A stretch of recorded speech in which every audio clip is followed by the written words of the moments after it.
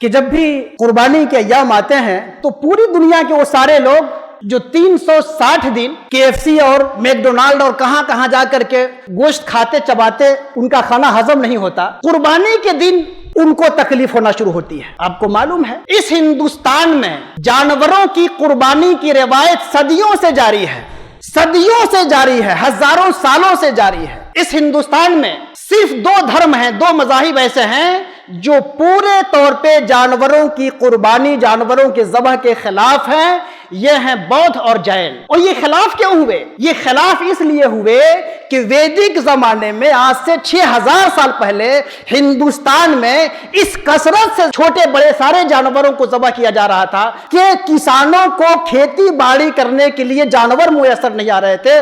اس لیے ایک تحریک چلی ہندوستان میں، بودھک تحریک چلی اور جین دھرم کی تحریک چلی کہ جانوروں کی حفاظت کی جائے تاکہ کھیتی کسانی میں یہ جانور کام آ جائے۔ اور ان لوگوں کے احترام میں ہمیں چاہیے کہ قربانی تو کریں، لیکن قربانی کرنے کا مقصد یہ نہیں ہے، یہ مطلب نہیں ہے کہ آپ سر راہ قربانی کریں، یہ مطلب نہیں ہے کہ راستوں میں آپ خون ڈال دیں، یہ مطلب نہیں کہ راستوں میں آپ گندگی پھیلا دیں کہ دوسرے لوگوں کو تکلیف ہو۔ مسلمانوں کی ذمہ داری ہے کہ وہ قربانی کرنے کے ساتھ قربانی کے گوشت، قربانی کی کھال اور قربانی کی چیزوں کی حفاظت کریں، بلا وجہ راستوں کو گندا آلودہ نہ کریں۔ آپ قربانی طہارت قلبی کے لیے بھی کریں، طہارت باطنی کے لیے بھی کریں، ظاہری کے لیے بھی کریں۔ قربانی اسی وقت قربانی ہے جب اس کے ذریعے طہارت حاصل ہو۔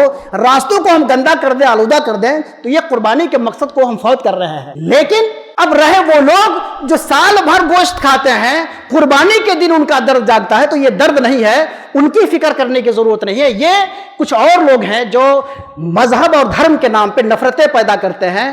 ہم پورے ملک میں نفرت ختم نہیں کر سکتے، لیکن کم سے کم اپنے پڑوس میں، اپنے آس پاس میں ہم غیر مسلم بھائیوں کو محبت کے ساتھ اپنے یہاں مدعو کر کے جہاں تک ممکن ہو سکے نفرت ختم کریں، محبت پیدا کریں، اس لیے کہ یہ ملک اسی وقت ترقی کرے گا جب ملک میں محبت کا سما پیدا ہو، نفرتیں ختم ہو۔